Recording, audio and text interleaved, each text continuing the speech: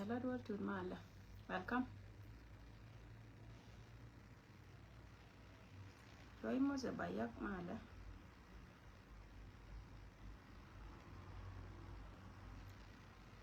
Almogalon, Yellow Apotut, Malmogalon. Yeah, brother Galwakun, Mala. What Mala? Welcome. Natina, Nora Mal. Yare Kamal. One a day, a moika did, but telephone did in Chilalook. Jangle rear. Shabby la moika did.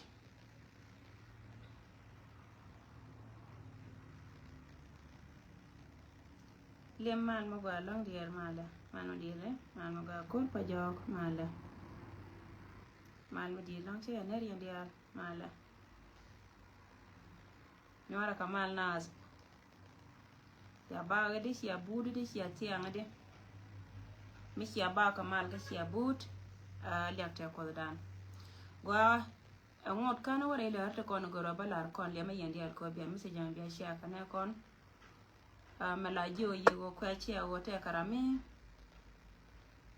No, I'm okay, dear. I'm okay. I'm very happy. Okay, don't worry. I'm good. Well, I take a ramakan pick and jaguar. Ramo jella web la wed or jackaji. Come along, dear, and con missing your are. A quick machine one or ladan condial. Minaka lat, then be a calac to be a cock am near con, cook and because of the lengthen. Gan babarar gwa me bara ike tanan tagare do arare loka ko wonti weke de ni te ko le chuwacham te roi kontin pan bara nyoko right today bara ike dunga no koni chiale ngo gor ko ba kap ka kamne misi jame cha ngun che cha pa za gadan ni shiang no I think last week cha pa za misi jame ngode ta magore je wa bina abuka writing bana ba writing kabara donyo kamaro jaba katana na teke reido aran ka Unity State lwa ko bia ka chia ka ne kon message de men nyamba ye kon jo reido arare lo ka chaba kamal especially gwana na teke ko ta me dit ko tere daran ka ko ba county tella naiti kan ka ne gien wi dan ka ne te kon ci cho wi dan kan ne gien wi dan ka men pen ka gien wi dan ka dub daro ne keno kontre lo ka cha ka jo ka ne liaba nei tine ben kai chare che kai chare da ne ko na nyin tin changa dan ka nyan ngi ta ka plan ko kan pain ken bine ken to bi ko kon ben and then bara kulo man nei ti nei te ko ne ci ben ti ci ali ngo ci bere do aran ci ga bere lo ka rar ci ga be gwa de da ne ete de ni te ka tine ngai ko ne ci ga ne ko te ko wat kala ne te ko ne te re do ar me shal ke Uror County cheka yuai. Mulono go jen ka ne te konte la lingen te la chie ne chiang. Ne te la rojo kuide ne chiang go yen low. Kuye mo te kamar le ne mo te de jete ka ne te atin. Ne te ko ne chano kon beling ba go jen ne cha rameda ne be ka ke le cha ger. Cha kula kamin chal ka ma willow. So jen poinde ka ka ne de kon chi ben wi dang. Cha lar ne tin kon chal ka ji ja ne gieng ni ka ne te ko ne te ka greta pibor. Chika walunja one ka duop doar kam dore dareo kam lo karar la koba west kana koba east chika ben ka jen gwala mo ka lew cha duop e da ne te kanai to kono kwale chole jigreta pe bor chika yultin kono lo ka jede lowna cha donga ken cha dong nyama ken mulo wo chika be ben ka dar me da na la wo cha na ka ken ko ken me chika wo ka greta pe bor chi yul greta pe bor te konde gor ke de kulo wore ne ke chika lo chika na lare yen ala korun ka law continue ba mane to kon chal ke law jorti bi mal mo ga long male before kana continue ka ra me chinga joti ang de in bo batte yo gor te la do ma cha jone ye yo mo ga ra da walong me te ka we me de nga je ka ke de yena wo gor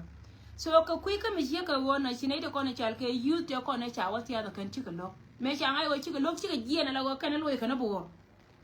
chika woka duop gadiang chika woka duop gadiang me chika wo chop ka ne ke na to cha ka jo yen duop me be kana kare ente me jen babom ko jen gwan chi ai wo chara latin ka ne wai tam yana ko amulel ko jal ka dor chuko cho jen ka kam dor daro chika ben ka kama ko ba west kana east chiga ben ka west kana east an kama mo ajena ko la pene we de an ka ken kaje chalar kana itin ko ni chal ke ji jane geng ne kana chika 95000 en chagor ka report de kana 85000 chika 5000 ka 500 kana 8500 ka kana ito ko ni pen we de min kutte ka kan ta men gwada mo nyur ka tina la wo bere utwo yer chawona kana we jende dir ni pan me chika ben gwada mo me burka gwada ma chawona go kana de yer de dir ba de yer na la yer ge ni manga yene di ala kona tere do ar ka kobe jena gwana no da kame menga ala wote le we me we ka jen pentin kona de do kula dir ga ko de ma shi ne ken kula wo chawon ba kana go de kwa ken tin bom de ka do wi kana wo mo ai wa o chwatin ka pan ken te ba go ka ke gor kana wo de kwa de ka kula wo muno go jena tama bera wo ga to ala wo mi shi ka me shi la ka nyirol baro la ta ma ka kobe akodi ro ina la ka ji jani giyangi an go jen mu we wo to ko gogor ndo mbe ne te kono chalke lo bakada bimi chie ko me to ko nyirol ko dar mu chalka nyirol county maleng yene war ko kene sha da wo chie dag jam do ga do kono chalka ga nyirol ta ka bol makwe me sha bol makwe sha jo jenjin commissioner sha kwa nye kume tela radin mangi na ye muno go jena da na ku ko lo no ka bol makwe kana ne ka the same jena ro da tamare do ar ka ko be gor ka je ba ga ko ba ka da ba wur mu chalka wo yalul kana wur michal ka kuel nya law ka kana kona ba used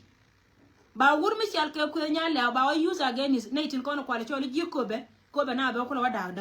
anta me ja gor kana go kan panken mo wa wanyan ko lung yer mo wa wanyan ko lung yer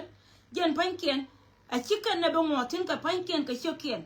a wa ba chol ndor na chal ka we da go be kuel nya law be nyurtin chika me ja la ka padin kana nyiron kana lanken again planet ka ken na mo teme ka jene nyur ka wajen an capital city la dum do arme shal ga kobo ba nan wide bi ku wotetin be chota ka ne quest tin kono be ben ray do ar wana mo ba yote ne quest kono ben be chwa kor ne quest kana ne to kono shal ka ne wuro me shal ka wi yalu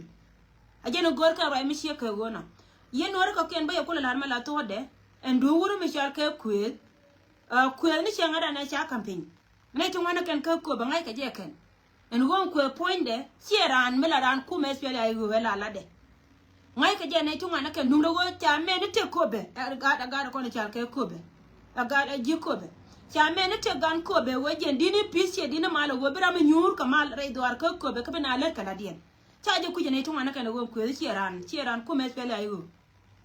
lakini ntame mechi na me mechi ko ben cheka min chianen gwana na rajetin we rai ala point ka rode kana rande ken en chike jien ken ngo ana jen wo kan jiko be dial chungo ke unity kan jiko be dial tin kon re ya ko be la gad ko be tele chap me ba na ku nyale ko sha ngai won ku point de le de no konde cha mad wur mi chal ke re gai ko e jiko be cha mara dien me la lo awew chike me te lu roi e jiko be mono go kan titi mo wa won wa jen ba we de ba chol ala wo jen point de ba capital city la dun do mi chal ke ngade ba nang tin ba nang wi de jen point de a jen gwada na na binatin ko nan chal ke SSPDF bika basin ala wo ba shogu ina rodi ne no monta me plan mi atwo no ko kwaje la ri ne to kono la chap tin chal ke ku nya lew ti chala wo yen ilonye jawo wi ko pa ita kamal a jen wi ko be ko pa ita kamal yen chap di alten konde ci put gwan ci aputin ka kuite ka dun beri la rama bi lunjaw mu wi lunjaw jira mo ka bilia be jerun ngaye ne gwa wo jen tabela ke kare loko me baka medan me cha ka gwen re doar me cha ka wurwor county te cha ra kan ka wurwor city go kan cha pa kal ke la kon nen yen ka pa no dien pa epol kan park ne no dien wo ci win mon no dien cha ngaye gwa ka cha ka kwel cha ngaye wo jen shi ga ji kume cha ngaye wo shi kume cha ngaye wo kume to duel minang ne ko ne chal ke ji wo ci citizen wo muno go jen na ci le ban nier ka ci gar ko ga lo ko le je yen mo ko no continue ka no ne titi panete na charo gar ko chali nga ken ko go ken do ko te kana sorry tara mi yon ngaka mi ngen jaw do mer nga je yes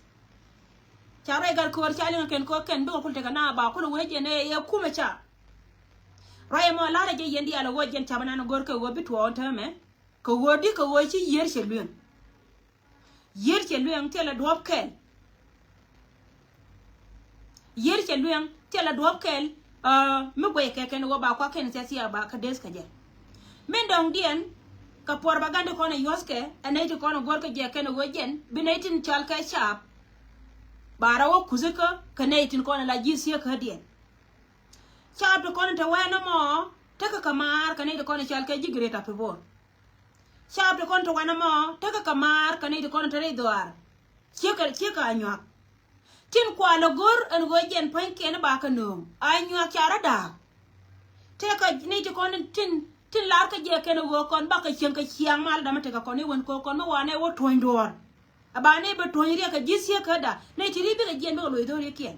kon ba ka do la anyak ka ne be lo chui ka kon ala te ka ne ni won ka jisia ka da cha ba ngar ka ne tin ko ni cha jo yen mu wo yen wo nyen ka lo chia biad ne to ko ni chal ka ji ko be ka yon ma jo dun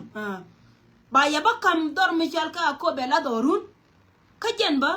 ara mana ba kwa nyala ga bana ka jongale ko wonga ko be par ka jongale ba bala ga dun ne to ko ni chal ka nyak chia do pi ala use nan use ka ne ka hiyo gor ka no go jen bi ka ta ka ter ka ji sia ka dien bad ba kula lar to go sekre da mo ja ro da pi na ka ro ina lat ke ne to ko no kwale cho lo kwar chien si kwar bo ni ka nyak akeni no akeni yendo na chara na kaisin kuma ne me gore do me be win ka je me beti dialtin kono gore ka kon ne do kono chal ka cha bin waso dan daga je kwana je gu yela go jen bala to ala won to me jojo wo kan ne kono chal ka nyaktin gor ka wo de used wo kan pan ken de law daga yon mai kan kan ya ready kan ne clear do me shi ka wo na baye jo yene tin content tiyo che je shi ka en go chara gudun chara je lui ne tin kono chal ka je mara dun che je shi ka dun kina itu wana kan cika taga nen kai kuma sabakir ma yadit ko jena mu kuni na ma chap kai na me yos kai kan right ka ne do gona shal ka anya community ko gor kan wo kan pan ken bi ka taka ga kan titi ko kan ba ku lo a chap kai me yos kai kan ma wode jogna der taka kor ka den nyam der taka kor anta ma kan plan ko ro ko na chata da kan e wur me shal kai ku nya lew do gut se go ku nya lew tela rame la rande me la deide muku tekel ga jere we ko kobe tela ra mala rande ni am painga nare ka tin kono kwale chola ga nare ke tela ga nare chia gar malende mi akore e ku nyale awa chia ka kwende e ku nyale awa chia ka kwende ki nuore di altin kontin gor ka ni teweken ko gor ko woken bi chenga la wo bi ka cheng free chi ga nyuke baya la ro chi ko be che bete galia me che galia da ne chiro miste ga chiro la ka nyiro chara balat ka ko be ko go jena nano kwala tinga gad ko be ka gwa ma bar ana me chi bene gor ko no gar nya lew ero do ko ne lei anta me chiro do ko lei chir ka to jiu ajeni chia wonen wi de an ka jena lingene ti an ka radio di ne te ka bol bron hin go te ka gwa anta me bi ko re bara ala ko gar nya lew na ne ko jube chap dia lo ko ni chal ka chap lo ko tele ka kuor gar nya lew tele ka chu kuore na gar nya lew ka chilia mi che ka me chiro de lat re lo ko dor mi chal ka nyirol county min chi lo dia lo cha lo dia min chiro lat ka nyirol county cha do bela re dor ka ko pero de bela re dor ka ko ajeno ko la ne da gad kun ka jeno ko yela jio yendo na de ko kien waran min nan atika ka dor ku yi mi wi ya ka jika ka cha go ba no re jam chalo da chaja la ngai kene dial ajene me minen yene kon tana la min de ko gwa da ajene nen yene me ta ka tor wikier mela ta kane dial ta kon te la roi na bi ka roi ite ko wa chi tor dwa la chi tor wa ta chi tor lo wo kor chi lo kor ko tor ala tor le yene wi gor kane je wo ba ngai wone gar nya le kane da dire wi an te jo ya ga yo gar nya le tile ne ka tun wan kane kane ne da kon ta wi da tele ne ka tun wan ci ga lo ka cha alagat ko be cha yuni cha choose ni ko be ken chicken ko be cha na ken mitel politic ka tel wodi cha wo ko be number 1 chicken riya mo nyoko martina wo riyam damar number 2 ajena nani cha kana ga ko ne cha ke ga ko me no go cha ko be ko rien e wi yalu cha ko be ko rien e wi yalu naitin konin be wanta ko na baka tin chi kana ida kon chi ben ka dor me cha la greta pebor Korean garnyale mi ci woga ka wide ya so na majen jawna na ba kamraran wale yene dialtin konti la nuorte ko kien tin ko ka mel roda ni won ajen mi ci ka na me men nyat ka gar kun ko jeno ro kun ko jeno nen yene mela joko ye wo yet rai lo ko na ma te ka me dino chiwotin chan nya da kana ka gwa ma bar ka ne ko ne kwa la chola lo ko lo ko ga be lo bi ka liu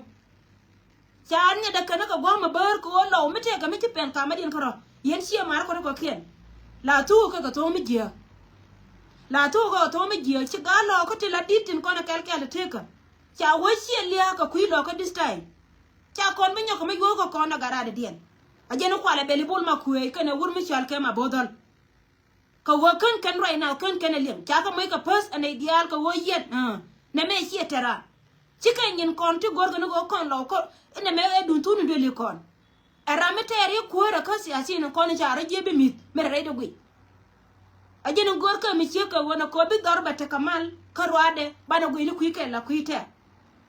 so chi gar nya le ro da le che ka to jo today che jo ye go jen che wo ku ne ke che wo ku ne ke kana rande ke ka kana ne ko ne jel ke je roina na baladi yen ga da ko ne chal ke ga ko ba ngan nya ndo me cha ga ka karama chi ro da diglier ka che jo ye ga yen go yi jeni arami ore jam man rama la bela lon ka la ga je arami nen me yoina ran ma charo da le yo ni point gure me na ne chale lulu nen yena na anyin ke lulu roina na ta ka jube na anyin ke man na anyin lulu yene a go jen chara le che ka to jo wo lul a lul jani forever ke banu nga kon che jen mo no go gar nya le today me charo da le chi de on ta ko be ko to on ta me bina jal ka ku ke mo no wo tara be jo le le wo daw ta ka nga me de wuje le da gar nya le an chara gar nya le che yene to kon ta ko be farta dun ka ji sia duer tele dun mi sia duer ko wo yen sia choose ne man me da ne be kan gurmi chal ke ga che ba ka la wo je ni randan che be gi wo gi randan tar ga sia no la gat ko be sia no ngi randun ka party dun sia no la gat ko be me sia no la gat ko be che korun che be ko ngar nya le ma la gar nya me chi de mara kor ko me chi na dar mi chal ke ko be ka chungu ka ku pele dien kana je cho yen dien be che wo ku yen ne dan a woni yen men ba ko lar yen te me la chumda che men go ro ba ko lar ye wo dor me che joy a jen ke no go ni jen a jen la yen ne wal kana me be ko ran gar nya le wana ni me be ko ra ko wo ane te ko na kwan ke ai go la kwan ka ko rien ni me cha kwan ya ga nga nya ndo cha ngai ni wal wo jen e loy dun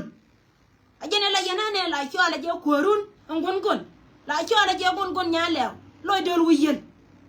ko wo jen ni chon me cha ga spele ai go ga da na use lo de no go di aram ken me ta ka party ai go me dan ko use aram ken me politician me la du ai go me chiro ro kwan ka ro da chi kwan gun me chal ke wo yet kula acting chairman ta tin ta me ka chi kwan ko re me ta ka ti jen ta ngai na ke ka chira da de na ngai ko be lakin ko wo chi amal chi a choose che ngapan a jena na ba nyo ka makana ye ban ta me wo yen mo de ne ko ma la du ne dan ka kuite ka gan ko be dini ko ba karan charo dun jako wa bia wa liu ko kuira me chi ko de chi choose gar nya la cha ko de chi choose ni wa ba jal ko kwande mi chi gar nya la wa ko kwande ngoda ka meti ya me je go dini ko ba karan dini ko ba ti diala ti bi ko to kane ti diala ko ne charo din top today ka charo din top charo diglier cha kon nyo go kane chi ka ne kon a chi ko ma chon ke ka kon a chi ko ma chon jen ka kane to go tiribi ka to ka jen be gwa be ben ka kui ko yene dial tin kon en chuje tame be gwa ben ko kui dun ko run be choy dun be to ba choy ba lo gole ken tieme je go jen bia ko jerun mono go ran me che la ra jo ba wo awe ela lar ke gur me che ka re ma cha je ne me chi ran la ra wo la we awe cheje mari yen ga tin kon chal ke ga no re lu ke today ra me che char wo awe min be jalonga wo jira ma bili ke mr korama abi wo wije gor ka jen chama no kona me che gwa da ngai gwa betin bad ko jile yo score ko bi koro ko le ter ko jen ba bi ko na ko le ben a jen jin gwan bi na ma ko jen jila dora jen jira ma dora na mo no go ngala na je yendi ala teme wur mi chal ke lura enan mi che ro de jako wo jen lur jani mi cha kam war ga ga ne to kon ko ran kon chika gor je la wo to me report mi cha jo wore pol nan an ku ko le na ko no ru wa ni dial tunu do le kon lula cha la ra wa ba benrun chine de ko tin ko la ja ja me la wang na chine pe bine wo do ru le lo ko wora ta me wer ka live video ba ba chon gar nya die ko yo ko ngade ba kon ba jo cha chine la ko de pol nan bine benrun kel mo go an gwa ra ja tin ni an gwa ko ne wa ga de ti la mu iro do ko do jira me la gu jam kel mo go ko chero mo kuiken lul chero mo kuiken di sem ka gad me chero mo kuiken ka gad kono ko keno kono te tere dwar ka kub shejen dur she ramadwar bala ramater korien gira mo mo wi wuliu chaje bitim ka jinba siba wo kuyi menoji shejen dia ngai gwa woliwi kamanga yilode so roy me janan de gorde lar kono na mo ka kuido aran ka kobe ajenta na gor ka ba use ta meken mishi ka mecha lar ka nyirol ajana ba nyokole ne ta maka kobe kama we dang kana kobe taw kama we dang kana kobe taw kan tiri tare lo ka ti gad kono tin gad kon charo de da kare ka tin muluno ko re da ne lingene mecha ter changa pane ko la barar ka je me gio ne tin kono chal ka jidwa en go lo junte chente ka go me cha kon mam ka je chi ka ben ka jogdan chane bi go cha na jo ko go ko re cha ter chien kuma ka liu cha nya ka bar jo kuma me de kula ben chi ne tin kono kula te ka mai ti dit ne tin kono kula te dai do te de ti je kula bala da ken ne je cha ti je la da ken re lo ka cha ka jo ja wa ngan agad kun ka ga te kon ka ro den wo gwa re da ngo de still ndo be me be ka re yama ba bo men go ken bi ka chun re yidi ani ma wa o yo ne ni ndo be me nyok ko won do mi tiram biya longa me bi wutin kon ku yidi ni jen ci wana en de control ka je ajan ku yina na ja kula ga kon so ray me jana na lari ye ka ku do ran ka ko be ka ken ko na jal ka rodien plazo yene de kon ta ka ko be kana titi ci kana tare loka kana tin content be ka do greda pe borte la chiya ta ken ta rochi bereito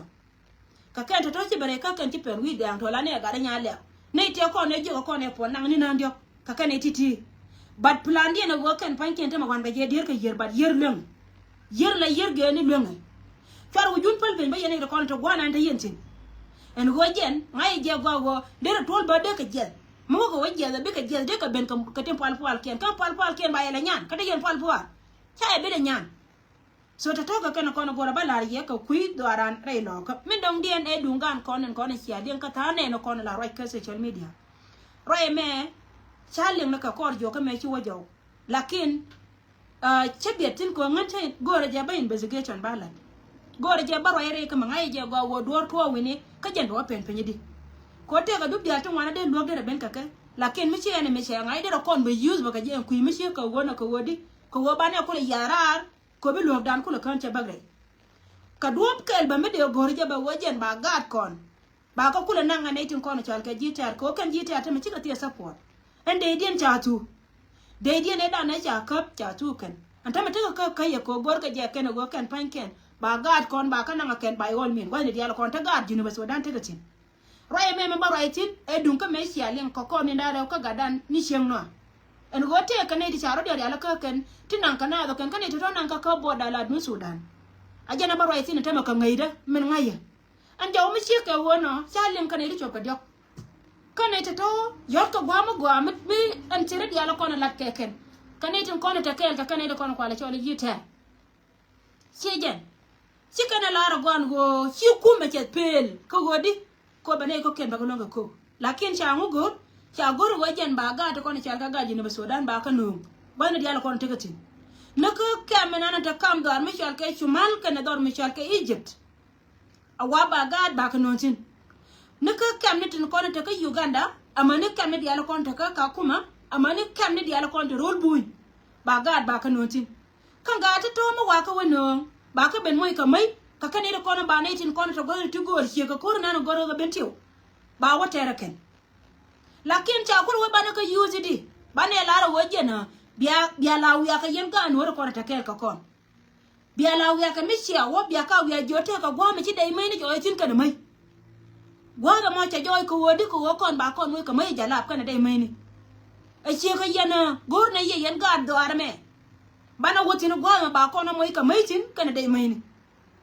mu rande ka waje ba ye nyo ka mo ko ka ye cha ka ala ko kan mana arbi ni ken amanu kondien anana de chama ken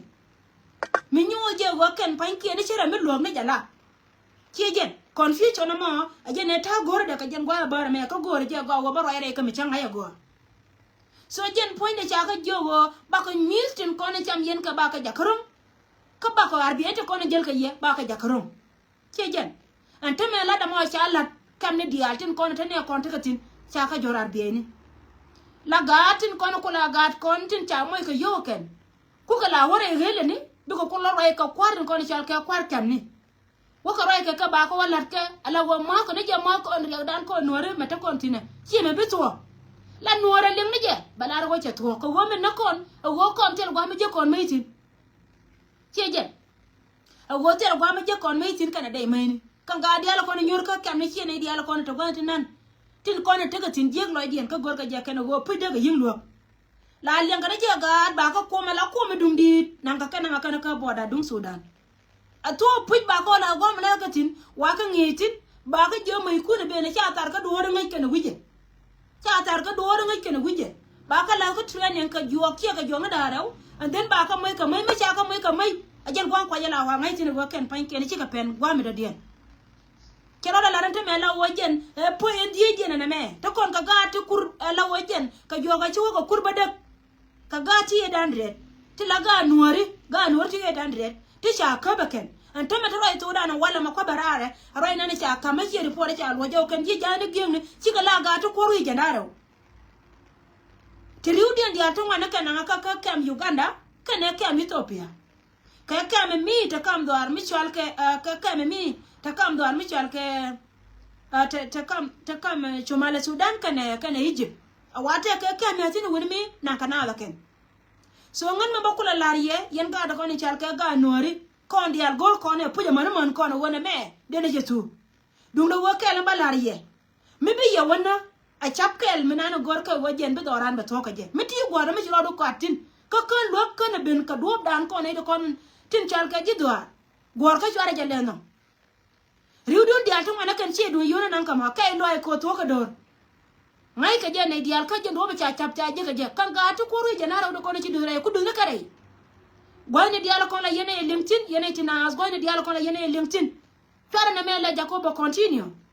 ko na me ko capture from today ko wojen ti ngai go anteme wanya ne ye kama ba ya train ko jen ba ya nong ne kun to kon ka ne ti wana ci liwon tame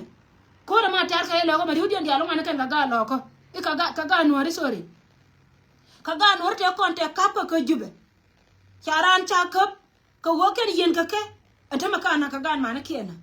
ajende sema lat ke atama ka gwa ngor ke dei si gor ka gwa me biji ka wali bentiu ko ga ka jang bentiu ko ga ka jang cha plan cha ala ko ka bentiu gor ke dei me bu nyin kanal ka bentiu ka jen cha ba cha je kana na mo so rai me we ka gan wora dial to no wa dan wan dial gwa no kon te yen tere dwar ka Afrika wo chen gor yene pujen wo bia lok ke yen do bla na mo a do ble me nan kan yere kalia chen wi wo kan cha je na ka ken ba jo na gargur cha chap dan cha je ka jen mi she ka wo no wo ka kap chon from today ka yene de kon ta ka kam ni yene de kon ta ka kam ni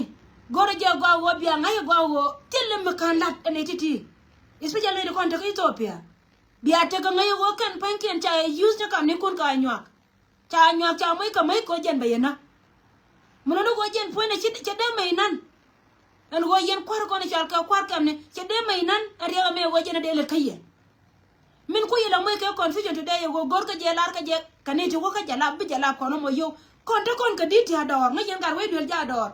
ka te ku mata jala te sino wur mi chal ka ga ga lo ja ador ngi te ku mata jala tino mi jala mi luok ba luok tru ne kon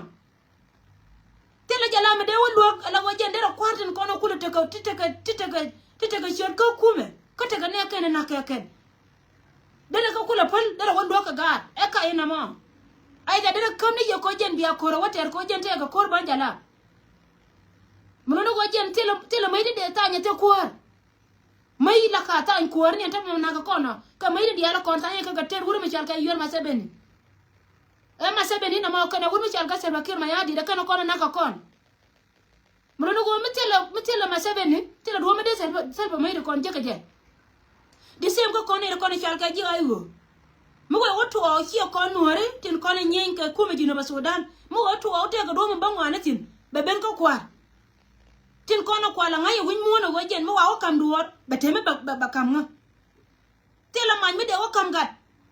ti tendo kon tela man me de o kam ke tela do mo de o ben kara me te ka ku ma we de ka ga mo no go jen tare de te ka duor tie de jero mi hi ka wono yen ga no re dial ka ba jow de ka martin ko wo ngan cha confirm cha confirm a wo to cha confirm a wo to me cha la nga ka joga da ne chiwo che biet ka je ko wo gore je gore tare go an wala ne me kanitin ko no te to mi kiram ker che ne dang jok chi ga ban ka nga cha nga je panne je ka joga chiwo kaneti 800 today chi ka la 120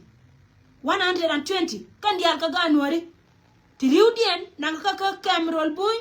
kane cam dor mi chal ka ngad ka kane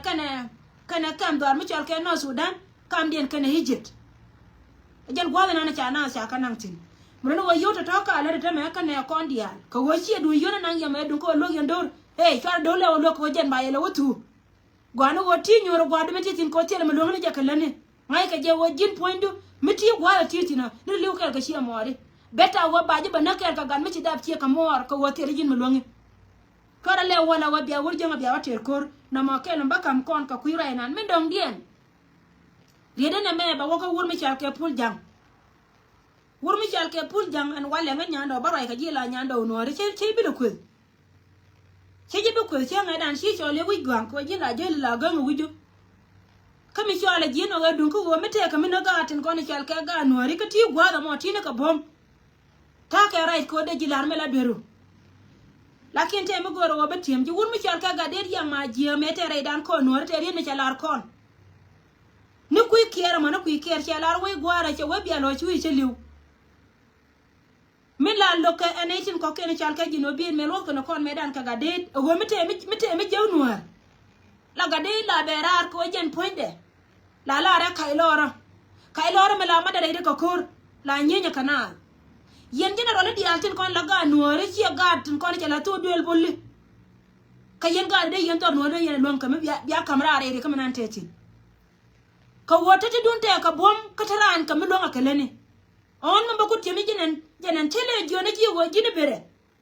e do nuore to ko kien ti mena ji won to duel bolli mena ti tin tan ki jina dele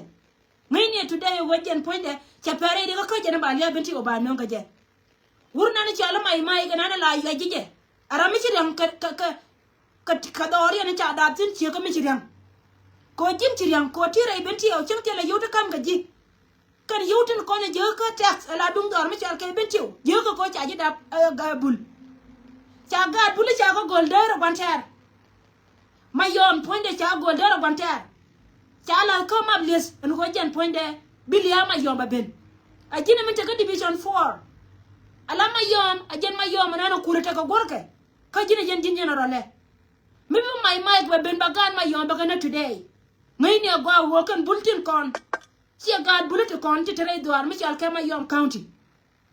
ngai ne gwa chim bilo te hirun kon woro ko ken ba ka jiri dogda tim doro na bitin pala gad bati odo ko ken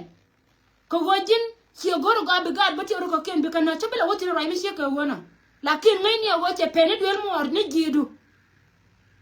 mi be wur mi chal ka mai be ma banan cier raina la te kan ba pen golde today en go jen ba gad bulu ba kana ngai ne go wur mi chal ka yena wur mi chal ka re bim top wur mi chal ka ga de ya ka la na me dan ka mi ci bol nyot jo ni ji gwa titino e wona me che chop duel mor che chop duel mor yen ga nor di altin ko no kunyen kana da ta me yen na gen tuk duelun dum la ko yela kama lo de nga nyama ra jen tam ci wur jenga che de silent che de jaga ba biet ko wore dun di alien ga di altin ko ne na ka ne kun today ka yene di cha da tunu dule te bombom today rana la arba jen ka kai lo ra ko wodi ko wajen point de ba wo wa da ne da ku jetin ko te na lakin ka wai ya choose no wai ya dorun ya kwa sorry chara ma yoda ka yana ta yodi na kata ka wai ya choose no bia dorun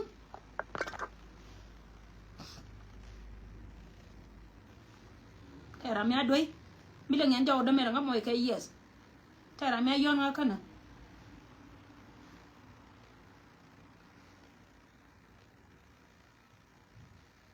ya mile ngen jaw do mera ngamo ka yes ko jala mo jaw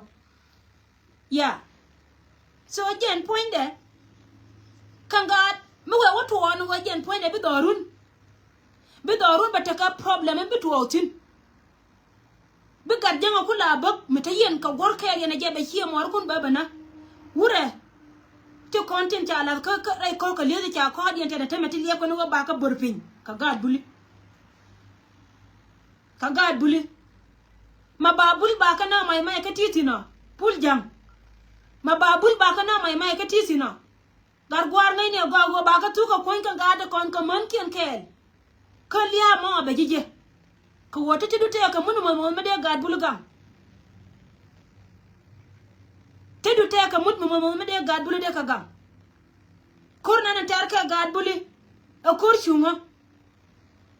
ko go kan chika nyur dorien ka kan kanai te kon chal ka jisi ka dien pay ka rodien mangai kon dia la kon dinu ba Sudan ke liu ni men te lo kan ne de kon chal ka mar leni la te ka tirom ka ken gwan no bi use lo ka bi gien ba wo mar leni wona nga ken bi use de mar leni ben ba wo lo ka bananga ken kon kuma me gien ba ka bokari nya me chi li aga dan me che tuo cha lar ka ngot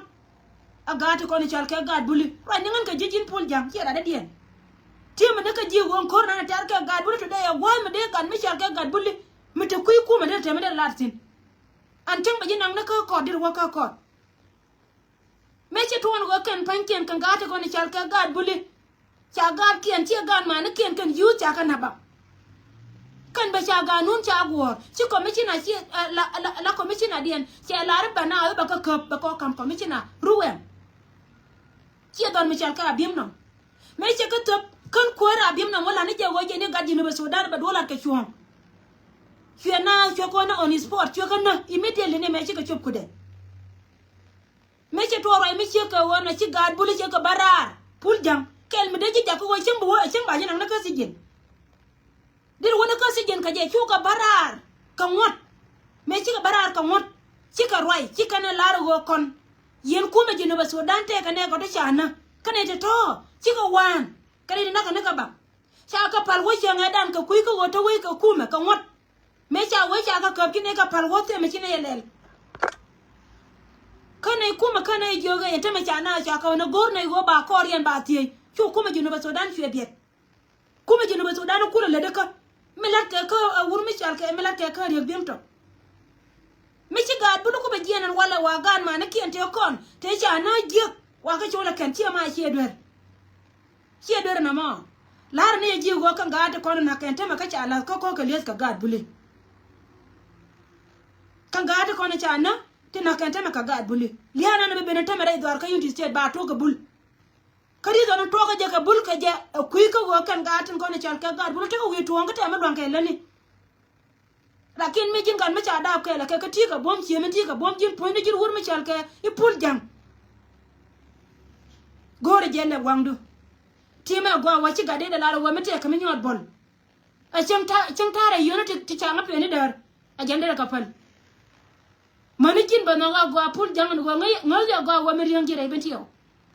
are bentio ko wa cha da tu de bul bol pas ka ji wur na ni chala mai kana na ba ga do aren ba ka ba war cha ji le nyaken te joni ji man ro ku la kin go ya go na me ai me se de mo ka ji na mo jin point jin wur mi chal ke pul jam we ka ji saba na ni chala da kana ta me bil ya benti o be ben kabul kana ne tin kono kwale chale kana jikan dar jikan ka dar buli ka nyong ka kana de kono ba liya ba to ka ke ka chana na ndundi en tage long ka plan ko ken pankien babul ba ka yan maj babul ba kana mo wa bul mo wa ka wana bika waka ka pani jar bika jar ka pani jar bika waka git akan gwa to kono ta ka lis dien kana de kono chal ke jam an yen gad benti o diar che ka yen gad ko to kono te gui gwa na mo yanga ja gwa plan mo kadi ala rodo na ka so jan jawna ande gorde right na ku do aran ka unity state en woka ken plan ko te sina ta to ka do be chare ala je ka wo be kor unity state be tuo kana de kono chal ke bul chol ga ka kor ka me chi tuo che ngedan titi ka kan kono go ro batiem kon kan jogo ti en go yen wori ne me dara dien mi nyon la gui je wo je ni chi e che wori cha ka tiam nuor me ro do la ti be ka la gui ro du wana nan titin go mi chi ejin anga me de lo me lo ngi len tira me de je lo nuor bumi ka bom ne me te ka je ngono ko yendi alwe bu jon ko nyala nyok yene diar mana ne ko antere ko roy wujul ko nyala nyok roy wujul ko nyal be do dun ba ben ko be do ba ben ka je ana ba manen yene matakanta me ami nyol je wajen poina bu win mon ka lew ci ne ko ne chara jini Sudan ba ngai kan won wor jara mana ma wara mon chara bat ko chara je bu jela wajen ne jen tawdun tila rama ci ko da cha mila tuba balwe wujun ko nyal pala kus kel mo yen kus kel wa pal abi ala dun kam ja ka to ko be yelwa be lo ba ben ka ko lo ba ben ka ko nyal so ngane jenande gorde kam kono na mo kuido aran ko be jen planda tina na melat ke jike min ba gune nyen ka e do lat kon di alwayne lat ka wongi je go wajin jada riyo nana ko ala dab ka biga roy ka je je ajila riyo jiado min biga ka roy ka je mu go yika kanai da ko na jan ka dora kan gwa nana tigatin kan yi je go wajin tilara da dien tila ka dole biga titin ajila riyo jiado a cin ajiram kel mila guje wonta rote la jim nangitin ko ngay tawe wote mi nangitin ko ci dor nori ci chonga ala tugdol kel ma cha taga de winmon lakin ci bunwa kanade lanne gorna ne kon especially ne de kono ko gatin konen te to gwama tegatin ko gala ganga ken gorna ka ta de kon go gorga kama lana lat so jen jawo nana bakam kon wo kon lana lat an baro da ko garar ka jen gwana na bidir ga biga peltin kan na chewre we ko be an bato wo we da ba ka batal city la dunga ko ba nangtin bato bigar nya le wutin bigar nya le ba wutin jen plan la rode na montam pla wo ka ne ti kontit ke men chalar ya kenyam sika ne te be kare loka ne te kon te be kare loka kan ka chop ta ka tanja wa gar kun ta kun mu ga tere lo kan ga ni chop ne te ba ka dar char ma ngai ka kan ni chop but ne te kon ne be ka nyam chen ka kan ti per wi de ka ne ti 500 tika 5000 ka ne ti 500 ka ne ti ku diye tika 5000 tika ali mi dan diye ka ne ti ku diye akan ta wida thank you so much barora ko garar modest chelme wate kama mod kama ben babara en jikko be ko ba pass